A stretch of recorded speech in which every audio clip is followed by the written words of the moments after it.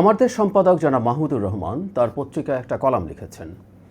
সেই কলামের একটা বড় অংশ জুড়ে তিনি আমার সম্পর্কে বলেছেন এবং শুধু কলামটার পুরোটা অংশ না, আমার অংশটা নিয়ে আবার আরেকটা হেডলাইনে সেটাকে আলাদা করে দেওয়া হয়েছে ওই কন্টেন্টটাই।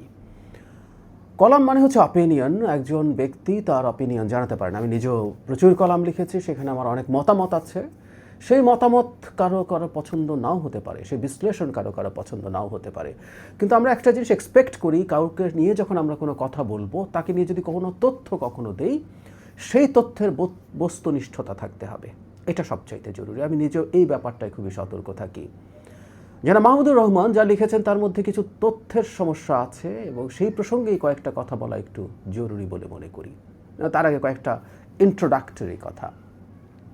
যারা মাহমুদুর রহমান যে কলামটা লিখেছেন, তিনি মূলত এটার হেডলাইন হচ্ছে 90দের পাহারাদারিতে জাতীয়তাবাদী দলের সংস্কৃতি চেতনা। মানে এখানে কিছু প্রেক্ষাপট বর্ণনা করেছেন, বিএনপির সংস্কৃতি চেতনা কেমন ছিল, কেমন হওয়া উচিত ইত্যাদি ইত্যাদি। সেখানে তিনি মন্ত্রীকে নিয়ে কিছু কথাবার্তা বলেছেন সংস্কৃতি মন্ত্রণালয়ে, সেখানে তারপর তিনি আমাকে নিয়ে খুব দীর্ঘ সময় কথা বলেছেন। তিনি বিএনপিকে সংস্কৃতি কেমন হওয়া উচিত অনুচিত সেই ব্যাপারে নির্দেশনা দিতে চাইছেন, উপদেশ দিতে চাইছেন। ইটস ফাইন, এটা তিনি করতেই পারেন। যদিও গত নির্বাচনের আগে জনাব মাহমুদুর রহমানের অবস্থান খুব স্পষ্টত বিএনপির বিরুদ্ধে ছিল। যে পক্ষ পরাজিত হয়েছে সেই পক্ষের পক্ষেই ছিল, অন্তত আমার কাছে সেটা খুব পরিষ্কারভাবে মনে হয়েছে। তার পত্রিকারই অত্যন্ত গুরুত্বপূর্ণ একজন সাংবাদিক জামায়াতের নমিনেশন পেয়েছিলেন, পরে তিনি শরিকদের কারণে সেটা ছেড়ে দিতে হয়েছিল, তিনি আবার তার পত্রিকায় ফেরত গেছেন। সো এটাও একটা সার্কামস্ট্যান্সিয়াল এভিডেন্স হিসাবে আমাদের কাছে থাকতে পারে।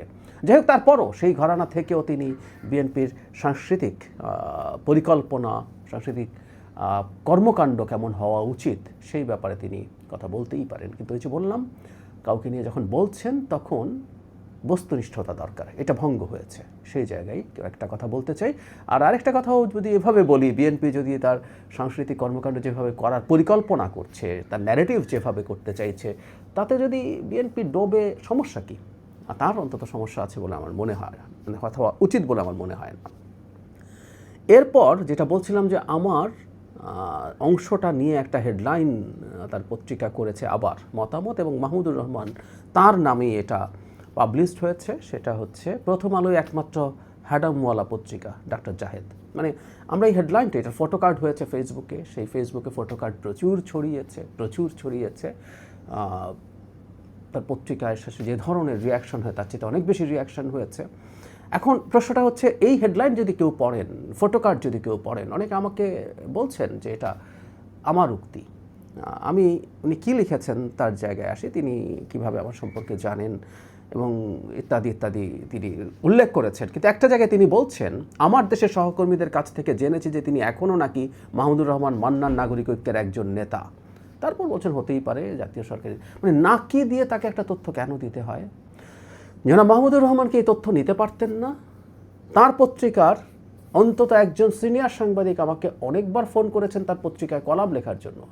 জনাব মাহমুদুর রহমান, তার সাথে আমার 24 সালের 5 আগস্টের পর প্রথম যখন দেখা হয়েছিল, আমাদের খুবই কর্ডিয়াল আলাপ হয়েছে। তিনি তখন আমার দেশ শুরু করতে যাচ্ছেন, তারা আমার দেশে যেতে বলেছেন, সেখানে উদ্বোধনী সংখ্যায় লিখতে বলেছেন, এবং সেই সংখ্যার লেখার জন্যই সেই সাংবাদিক আমাকে অনেকবার ফোন করেছেন।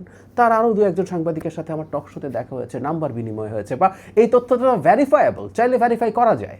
আসলে একটা খোঁচা দেওয়ার লোভ তিনি সামলাতে পারেননি যে আমি নাগরিক ঐক্যের হয়েও কীভাবে জনাব তারেক রহমানের উপদেষ্টা হয়েছি। আমি জানিয়ে রাখি, এটা অনেকবার জানিয়েছি, আমি একসময় অবশ্যই ওই দলটা করতাম, সেটা নিয়ে আমার কোনো সমস্যা নেই। কিন্তু সেই দল থেকে আমি বেশ আগে প্রকাশ্যভাবে ঘোষণা দিয়ে রিজাইন করেছি। এই তথ্য প্রায় সবাই জানেন। তিনি এই তথ্যটা ভ্যারিফাই, মানে নাকি যেহেতু আছে, তার মানে তার খানিকটা সন্দেহ আছে, এটা ভ্যারিফাই করে নিলেই সবচেয়ে ভালো হতো। যেন মাহমুদুর রহমানের মতো একজন মানুষের কাছে আমরা এটা এক্সপেক্ট করি। আমি প্রথম আলোর প্রসঙ্গে পরে আসছি, তিনি একটা জায়গায় এসে বলছেন যে আমার দেশের প্রতি ডাক্তার জাহেদ, উনি বলছেন আমি খুব বিদ্বেষ পোষণ করি, নাম উজ্জ্ব রেখে আমাদের পত্রিকা সম্পর্কে তার কন্টেন্টে তাচ্ছিল্যপূর্ণ মন্তব্য নিম্নরূপ: একটি পত্রিকা বন্ধ থাকার পর চালু হয়ে মনে করেছিল কি না কি হয়ে যাবে। এই যে একটা কন্টেন্ট থেকে একটা বাক্য নেওয়া হয়েছে, এটা আমি ওন করি, ইয়াস, এটা আমার উক্তি। আমি এরকম একটা বক্তব্য আমার কন্টেন্টে করেছি।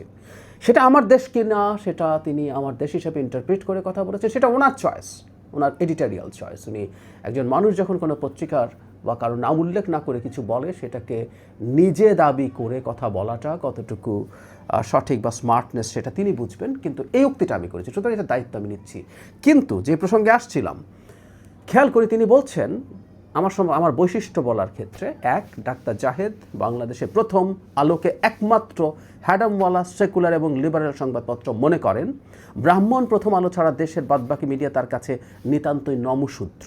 আপনারা যারা পড়লেন তারা বুঝতে পারছেন এটা জনাব মাহমুদুর রহমানের একটা অপিনিয়ন। ফাইন, ওনার এই অপিনিয়ন থাকতে পারেন, উনি বলতেই পারেন।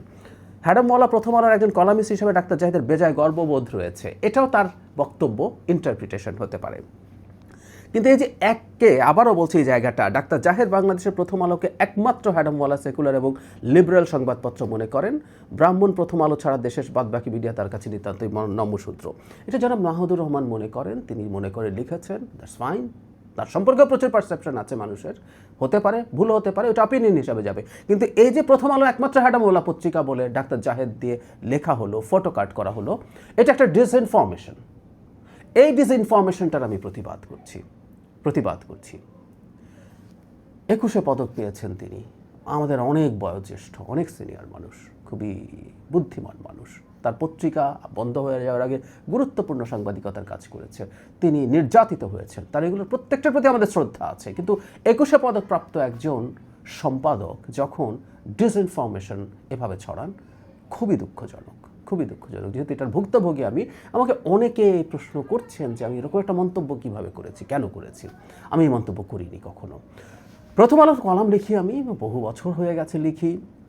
প্রথম আলো সম্পর্কে আমার নিজের একটা পয়েন্ট অফ ভিউ আছে, থাকতেই পারে, অনেকে যেমন আমার দেশ সম্পর্কে আছে বা অন্য কোনো পত্রিকা সম্পর্কে আছে, সেটা থাকা নিয়ে আলোচনা সমালোচনা চলতে পারে। প্রথম আলোর বিরুদ্ধে যা হয়েছে, প্রথম আলো বন্ধ করে দিতে হবে, সম্পাদক পাল্টাতে হবে, আগুন জ্বালিয়ে দিতে হবে প্রথম আলো ডেইলি স্টারের অফিসে, এগুলো নিয়ে তীব্র প্রতিবাদ করেছি।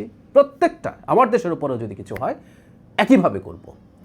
আমার দেশ যখন বন্ধ হয়েছিল তখন ব্লগে লিখতাম, তখন আসলে এই টিভিতে যাই না, যাওয়া হলে এগুলোর প্রতিবাদও যে কেউ দেখতেন, তখন লিখেছি, তখন বলেছি কোনো পত্রিকা যেটাই হোক না কেন, আমার দেশ তো বটে জামাত শিবিরের বিরুদ্ধে, উনি লিখেছেন আমার জামাত শিবিরের বিরুদ্ধে তীব্র বিদ্বেষ আছে, বিরোধিতা আছে। জামাত শিবিরের অধিকার নিয়ে যখন কথাবার্তা হয়েছে, এটা সবার সাক্ষী আছেন, হাসিনার সময় তখনও প্রচুর কথা তাদের অধিকারের পক্ষে বলেছি, তাদের রাজনীতির প্রতি তীব্র বিরোধিতা আমার আছে, এটা ঘোষিত, and I can do that. যেন মাহমুদুর রহমান খুবই আশঙ্কা প্রকাশ করেছেন যে আমার মতো একজন মানুষ এখানে থাকায় কি হবে না হবে, কিন্তু তিনি মানে আমি জায়গাটা হুবহু পড়ি, যা হোক এমন একজন ব্যক্তি যার কাছে পত্রিকা জগতের একমাত্র আদর্শ প্রথম আলো ডিসইনফরমেশন, ভুল কথা। তিনি বাংলাদেশের সংস্কৃতি ও তথ্য মন্ত্রণালয়কে কোন আদর্শে পরিচালনা করবে সেটি বুঝতে পাঠকদের কোনো সমস্যা হবার কথা নয়। উপদেষ্টার ভাষা অতি তুচ্ছ পত্রিকা আমার দেশ নিয়েই নব্য হ্যাডামওয়ালাদের সঙ্গে দিল্লি সমর্থিত ফ্যাসিবাদী জমানার মতো সাংস্কৃতিক লড়াইয়ের জন্য আমরা প্রস্তুত আছি। সাংস্কৃতিক লড়াই হতে হবে।